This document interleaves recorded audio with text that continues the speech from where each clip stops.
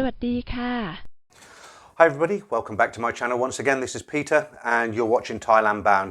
If it's your first time here, welcome. Today I've got 3 stories lined up for you today, guys, and they're great stories. Before I continue today, I'd like to give a big shout out to a guy called Andy White who sent me $50 US dollars this week. Thanks very much, Andy. That does help. You contributed to the channel, so thank you very much. If anybody else wants to support the channel, there is a link below in the comments that you can do that. Okay, so on to today's video. As you know, last week I'd actually put out a call. I said, look, these relationship stories that a lot of you like, I'm running low on them now, and if you've got a story you want to share, send it to me, and they're almost guaranteed to be read out immediately because, as I say, I was getting quite low on them. And I've had a good response from that. I've had about 6-7 stories sent to me this week. And again, if you have a story, please do send it to me. So what I'm going to do today, I'm going to read out 3 separate stories. The reason 3, because the first one is very, very short. The second one is not really a relationship story. It's more to do with a guy who spent a lot of time in Thailand years and years ago. I'll explain when we get to that story. And the last one is it's a real typical hardcore Pattaya story, you know, the ones that I normally sort of tell. So without further ado, as they say, let's crack straight on with these stories. Okay, so as I said, the first story is very, very short, but worth a read anyway. And as always, I'm reading them all out and I've changed all the names already. So here we go. This is from a guy called Anton. He lives in Africa. I'm guessing South Africa. So here we go. I have been to Thailand 5 times and I've had 10 or so Thai women fly out to visit me here in Africa. I always play to win with these girls and that's why I fly them out here to Africa. I'm not playing on their playing field. Here's my story. Anong and her sister fly out to Africa and stay with me for 3 months. I was much more attracted to Anong's sister Dang. Anong knew I was road testing quite a lot of different ladies, so I'm no angels to say the least. After realising Anong was a better choice for me, I stupidly agreed to pay a dowry of US dollars 4,000. That's about 120,000 baht at today's current level, for us to get married this year in April. Anong told me that she also had a guy from South Africa who was also dating her, but he wouldn't marry her. So I sent Anong US $4,000 and expected to marry her this year, April. Then the coronavirus came along. Anong lies to me and says it would be better if we marry next year in April 2021. Not, as far as I know, Anong was in Thailand. Another Thai girl I flew over here to Africa for several months this year told me that Anong was in Cape Town 2 weeks ago and I realised that I'd been conned. The point of my story is I thought I was a player with these women, but Anong basically conned me. US dollars 4,000 is not a lot of money in the wider scope of things, and I have 2 more Thai girls coming to visit me in January. The moral of the story for your viewers is only pay for what you have in your hand, never pay for anything in advance. So as I say, very short story. I've got absolutely no comments on that. I'm sure you guys have. You can leave them in the comments and we'll move straight on to the second one. Okay, this next story, it's not really a relationship story. I've included it today because I think it's quite an interesting story and I think you will too. It's from a guy who's been around for quite a while, and I think if I just get straight into the story, you'll kind of find this interesting. I hope you do. I did anyway. So this is Reno from Arizona, and I'll start reading this. So now, here we go. Nowadays, when we think of Thailand, we think of older guys. I'm 67, but maybe some readers will want to share something that is the opposite, 2 generations and 45 plus years ago. During my time in the US Air Force, I had many roommates and co-workers stationed at our airfield and would describe what it was like. For some, it was an unusual situation. They would graduate from high school and enlist with 6 weeks of basic training and be sent to Thailand at just 18 years old. I was not stationed in Thailand initially. A superior stopped me from going. That made me really want to visit Thailand by myself someday. Maybe the Air Force did not make Pattaya, but the Air Force guys were responsible for some of its growth. I'm not sure, and only suspect from its style that the Blue Sky bar on the ocean side of Walking Street sign was the last Vietnam era bar, no sign of it now. My first time in Thailand was on a C-141 military aircraft flown into Dong Mueang Airport in 1978. We were not allowed to leave the terminal area and the exits to the airport were guarded by the Thai military police. I did get a couple of bottles of Singer drank and some newspapers for some Thai ladies I knew back in the US.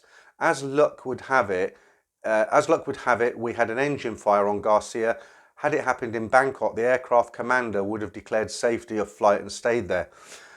I decided that I was going to go to Thailand with civilian status on my passport and nobody was going to deny me my visit. I went from Manila to Bangkok in April 1986. Yes, it was different. An acquaintance in RTAF let me travel as a passenger on RTAF cargo planes back and forth from Chiang Mai. In case a subscriber never described to you the bar in the Nana Hotel around the corner from the coffee shop, it was known as the Love Club. At that time, I remember some young girls doing Lionel Richie songs on an electric organ. Contractors from the Middle East would latch on to the club girls and take them to Pattaya. My travel habits from 2012 until COVID kicked in last year went something like this. I like to get a bus to Pattaya from Bangkok. If it is later in the day, I don't want to feel lost out in the sticks. I will get a room in Jomtien, have a few beers and ride a blue truck to the Tahitian Queen area of the beach road. Tahitian Queen, I think that's the oldest go-go bar in Pattaya. It's been there forever and a day. Walk around for a few areas and say, yeah, here I am, I'm in Pattaya. I don't like staying in Pattaya long term. To me, the sidewalks are filthy. I lose my appetite for eating. Thank heavens for Janet's, which I think was by Diana Hotel. I only spent 2 nights in Pattaya. In 1986, it was enough for me, even though Pattaya was a lot smaller. The next time I get a motorbike taxi to take me to the big Tesco shopping area on the highway near Jomtien, I catch a van full of Thais for 80 baht and go to Ban Chang, where I prefer to stay. Rooms are good value, about a dozen bars for drinking, and with a rented motorbike, I like Pala Beach, swimming and the cold beers there. After a few days, I catch a plane from here to Udon Thani. Once again, the rooms are good for the money and there are some great bars. I usually get in a trip to Nong Khai and then I will go over to the Mekong area. I have met Chuck and his lovely wife Paige of No Time to Be Sad. That's a YouTube channel. I actually gave them a shout out once as well. He had some wise words for me. He told me that the Thais are going to like you if they want to in these areas and they don't have to like you because you are a tourist. I like to also head to the Philippines. Half the time my wife goes with me. The reason I am by myself is she wants to travel with 44 kg of bags, which I end up carrying, and she has to go to the bathroom every 30 minutes, literally. She is from the Philippines and seems to make friends there. I know it sounds like I have a real millstone around my neck, but when she wants to take an hour to get ready, I go to the bars for a little chit chat, and when she wants to go to the night markets, I am more than happy to go to the bars or get a massage. I have solo packing down to a science, a small backpack and a bag for 8 days of clothes. Just for some other people's information, there is a common perception that all Thai women want is money and want to make the most of it while they can. Well, there is a small amount of Thai women, 20s to 40s, that read, write and speak English well, that like the company of foreign men and do not ask for money. What they tell me without being too harsh is that Thai men do not have a caring personality in or out of marriage. That's his words, not mine, so don't go writing in on that one. What is kind of funny to me is that so many guys in the UK that want to go to Southeast Asia for so many guys in the UK, they want to go to Southeast Asia for companionship. In my time in the reserves, I have dropped in over the years to RAF Mildenhall and Lakenheath. If you're not in the UK, that's 2 American air bases that we've had here for years in the UK. So RAF Mildenhall and Lakenheath, and have enjoyed day trips to London during the 70s and 80s. Guys in the Air Force would re-enlist, extend their enlistments, trade their assignments, or do just about anything to get to England and the girls. Well, I hope you get some entertainment out of my email. I certainly like your YouTube videos and your delivery. Let us hope this week's vaccine announcement will be the beginning of the end for travel restrictions. So I thought that was quite a nice story to share with you.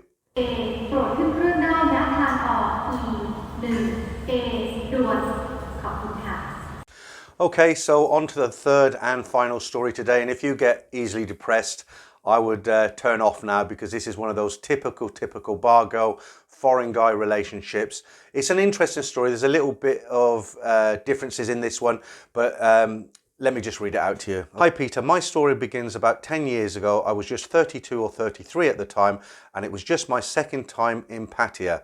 After a broken relationship with a local German woman and a son that I support but just see every second weekend, I found Pattaya the perfect place for me to travel to and relax. I went there for the first time and fell in love with the place and all the beautiful girls. I spent all of my holidays in Pattaya and have also been to Cambodia and the Philippines 4 or 5 times a year for the last 10 years. It's a real pain in the backside that I can't travel to Southeast Asia right now, especially after what happened last year. But that's the end of the story I want to tell. I am talking about the time when it was still possible to find real gems in the beer bars, if you get my meaning. After spending some time at the beach in Jomtien, where I met some real good friends for the first time, 2 English guys who were sunburnt and worse for wear from drinking, but funny and real nice guys who are still good friends, we had some good times talking about all the places we'd been and the things we'd seen. I had rented a motorbike, so rolled up and down some of the streets where you can find the beer bars. After looking around for a place to have a chang in a glass with ice cubes, yeah, that's a Thai thing, ice cubes in the beer. I came to Soi 8. Going up the Soi, I saw a nice girl sitting in one of the bars on the left side of the street. Not dressed like she was working in the bar, just jeans and a black t-shirt. She caught my eye. I parked the motorbike and took a seat, ordered a beer, and was approached by one of the girls working in the bar. I made it clear that I would like to have a drink with the girl in the jeans and the t-shirt. Looking back at it then, I did not know that meeting this girl would bring my world upside down. That day we had a nice chat, and after a while I asked her to have dinner with me and go for some drinks, and that is what happened. After a great night out, she spent the night with me in my hotel. She seemed to be different, in brackets, if only I had known back then what I know now. The next day we made plans to spend the day together. She just asked me to bring her near the places she lives. That was in Soi Diamond, and I needed to park up a street away from her room. She told me that she lived with her mother and sister. She also told me that she didn't want her mother to see her with a foreigner. That made me a bit suspicious, but it turned out to be the truth, as I found out much later. We exchanged telephone numbers, and I went back to the beach in Jomtien, where she promised to meet me later that day. Hours and beer went by, but Wana didn't appear. I tried to call her, but her phone was turned off. As you know, a date not turning up in Pattaya is not a big deal, and it was easy to find someone else to take on a date. The first part of my story took place in June. My next trip to Thailand was just 6 or 8 weeks later. On that trip, I was travelling with my son, and we spent some time in Pattaya. That was when I met Wana again. I didn't know why, but I was happy when I met Wana again in the same bar that I had met her in for the first time. I asked her why she had disappeared and failed to meet up with me as arranged on my last holiday. She told me that she was in a long-term relationship with a Danish guy. It must have been a relationship with many ups and downs, as he was obviously a heavy drinker, as many long-term foreign residents in Pattaya are. It was on this trip when Wana and I went for some drinks, and she told me about the Danish boyfriend, and she also told me that she wanted to break up with him. I don't know why, but I still felt that Wana was special, and at least she was being honest with me. That night we went around several bars, and Wana spoke to some of her friends in some of the other bars. At one of the bars we were drinking in, a foreign guy turned up and started speaking with Wana. Wana tried to ignore him and told him to go away. To my horror, the guy dropped to his knees and started crying like a baby. He went on to beg her to come home with him. As I was with my 5-year-old son, he's put in brackets, I know people would criticise me for taking my son with me, but the Thai girls are very sweet towards kids. Anyway, I felt so devastated for this guy that I also begged her, but I begged her to go with the guy. So to end this part of the story, Wana did go home with a Danish guy, and a year after this incident, the story continues. So a year later, I'm back in Pattaya, but this time with the 2 English guys I mentioned. We had a drink in Soi Chayapon. I spotted a really nice, cute girl opposite the Tringle bar. It was Wana. Just like the last time, we went for drinks together. She spent the evening with me, left the next day with a promise to meet me later in Jomtien, where I was staying. I really like the beach at Jomtien, much cleaner than Pattaya Beach. As it happens, it was my birthday, and Wana knew this. Once again, Wana did not turn up. Her phone was switched off, so I sought the company of someone else. After all, it was my birthday, right? Back in Germany, I get a message from Wana. Weeks later, she apologised for not turning up again and told me that she had broken up with a Danish boyfriend. She also went on to tell me that many of her problems in her life were due to her boyfriend, and now she has broken up with him, things would be different. We made plans to spend a 2-week holiday together in July with my son, my best friend, and his then future wife. Things went well from then on, daily calls and messages between Wana and myself. It seemed to be developing into a proper relationship. The day finally arrived when I was in Thailand. I called Wana and managed to speak with her. We had planned to travel to Koh Chang. To my great disappointment, she told me that she cannot come with me to Koh Chang. After that first phone call, I could not get through to her again as our phone was constantly off. Although greatly disappointed, here I was in Pattaya with my son, so plan B was put into action. I met another black-haired beauty who was more than happy to join me for a trip to Koh Chang. We had a fantastic time on Koh Chang with my son and my friends. I had had it with Wana and all the disappointment. After the first week, I was back in Pattaya for the second week of my holiday when out of the blue, I get a text from Wana. I am guessing this story is going to be very predictable for your viewers because yes, I agreed to meet Wana and spent almost a week with her again. I don't know what it is, but even though I was finally starting to understand Wana's mentality, the ways of Pattaya, there was something about her.